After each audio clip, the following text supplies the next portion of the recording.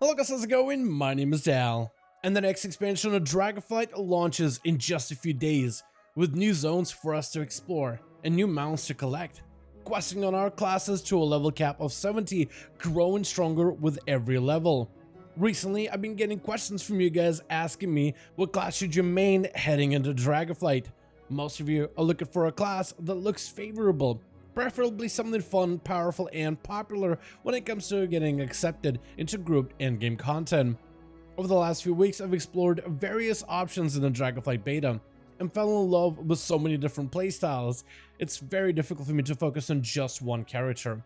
Slowly over time, I plan to rebuild my little army of alts. But until then, I've been able to narrow down 5 classes, which I plan to primarily focus on at the start of the expansion. I was looking for classes whose playstyles I enjoy, but also those looking favorable during the final days of the Dragonflight beta, those which I think have the most potential to succeed early on. So this is going to be my 5 classes that I intend to focus on during the early weeks of Dragonflight. In case you end up agreeing with my reasons and choices and find this video helpful if you're still trying to choose your next main heading into the next expansion. But right before that, most of you guys watch these videos are still not subscribed. However, the more of you remind, the more of you do. So let's keep it going. Subscribe to the channel as well as hit the bell if you're watching these videos anyway, especially if you're looking to get regular class and content updates for all the future Dragonflight builds. One of the 5 classes that I plan on leveling early on will be the class of Death Knight.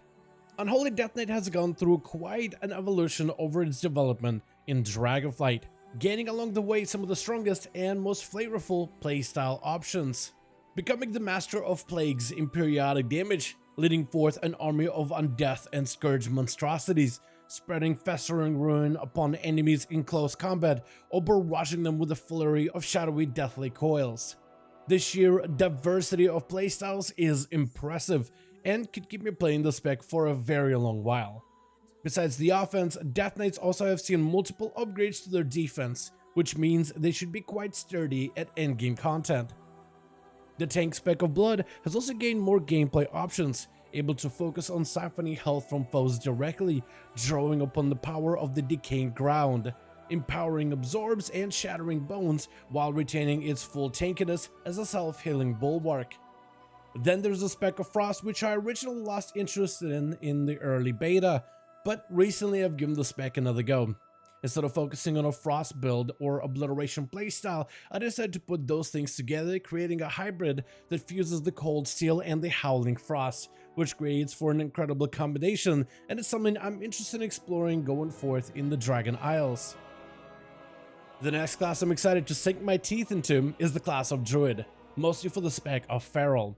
Feral Druids have gone through an incredible change over the expansion's development period, gaining a talent tree which helps them fix some of the playstyle's previous issues. Feral has gained better AoE output, with talents that cleave and damage nearby foes, some in Shadowlands Feral heavily lacked. Bleeds are better emphasized in this version, instead of taking a backseat, overpowered by bite-focused playstyles.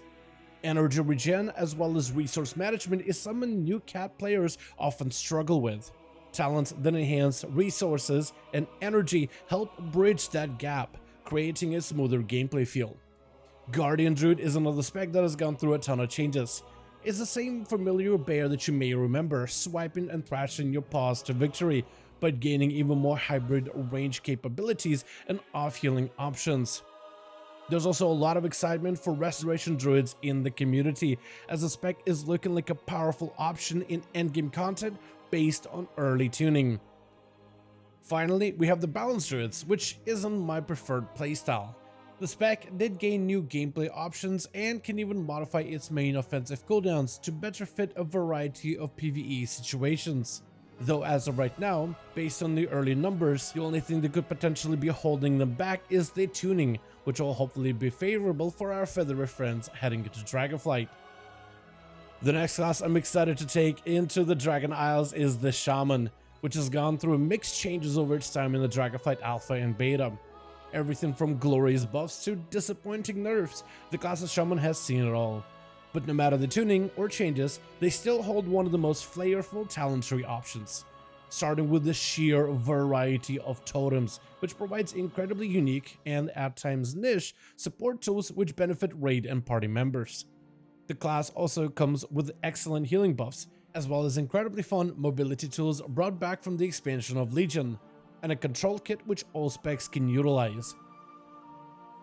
Enhancement Shaman has really transformed in Dragonflight, embracing a variety of playstyle options, becoming one with the elements, lashing into targets with frost, fire, and nature, or enhance your storm strikes to pummel your foes as an enchanted warrior. The spec has endless creativity when it comes to building your ultimate playstyle, and I just hope it can survive the final tuning pass after getting slapped with hefty nerfs early on into the Dragonflight pre-patch. Elemental Shaman is very similar to Enhancement and will not be outshined when it comes to sheer build variety, focusing on Thunder and Lightning or Molten Magma to fuel the overall damage output. Ellie also has some of the best visually pleasing spell effects and some of the best sound design by far of any other playstyle. Recently, Restoration Shaman has found itself less than popular when it comes to healing options, falling behind everyone else primarily with the current class tuning. But it doesn't mean that it's a terrible spec. It has a very potent mastery effect which helps save your allies the closer they are to danger, which has generally made them somewhat reliable, and many are hoping that the final tuning pass will give Restoration Shamans a little bit more of a spotlight heading into Dragonflight. Over the last few weeks of the Dragonflight beta, I have been trying to decide my next main heading to the new expansion. Currently, I have two classes up for consideration. The first one being the Evoker, a class which have taken up most of my time during the first week of the Dragonflight pre-patch. I still can't get over the sheer mobility that Evokers get to experience, everything from zooming around in combat to being able to literally fly whenever you want to. Not everyone is going to love the shorter cast range of the Evoker, but there's a good chance that the majority of content will be designed with the new class in mind, which means this obvious design gap may feel less impactful at endgame content. Devastation is a simple spec on paper, benefiting from a small set of combat abilities, but the way you utilize these spells and how you build your character can really add in a lot of depth. Whether you enjoy a fire build focused on burning your targets while consuming them in fiery explosions, or a spell frost build focused on shattering enemies' defenses and bursting them down with deadly precision. The healing spec of Preservation is even more complex, able to tap into the green Dragonflight magic to heal allies with efficiency, capable of countering predictable damage or unexpected encounters. Or Bronze magic focused on damage prevention, damage reduction, and damage reversal. The main mechanic of Echo is also incredibly powerful, capable of copying healing effects and passive talent procs, which creates so many intricate spell interactions which have incredibly powerful results. And the other class that's up for a future main consideration is the class of Rogue, a class I've been enjoying since the expansion of Pandaria. I walked into Dragonflight ready to abandon this class and start anew, but the class designers left me impressed with all of the changes. The class tree rivals that of a shaman, full of powerful utility options and capstone talents which help fuel build variety. The spec of Outlaw pistol builds generate an insane amount of combat resources, and Outlaw can now embrace the shadows with an ambush-focused playstyle which mirrors the spec of Subtlety. Assassination gains access to talents which help improve the bleeds in group situations, and poison priority targets with crippling concoctions. The spec also becomes extra deadly as it chases its target and executes them without remorse. Subtlety can create powerful burst combinations inside of Shadow Dance windows, but some of the newer builds abandon Shadow Dance entirely, focusing on a new sustained gameplay options which seems very potent. Subtlety also gains access to a massive PvP kit with predictable burst windows, a better control kit, and powerful defensive tools to fade into darkness after ambushing unsuspecting targets. I definitely plan on playing a lot of Volts heading into Dragonflight, but at the very beginning of an expansion, it's best to focus on a handful of characters as we get into the new raid, Mythic Plus season, and the season for PvP. And for now, that's going to be the full list of classes that I'm looking forward on focusing first at the start of the Dragonflight expansion. I want to thank you all so much for watching this video and hope you guys enjoyed. Let me know all your thoughts in the comments below. Have you finally picked the main heading to the next expansion? Which class or a spec playstyle are you currently favoring as of right now? Are you going to focus on just a singular character, or are you planning on staying safe and bringing a few alts up to max level before the seasonal content begins? Let me know all your thoughts in the comments below.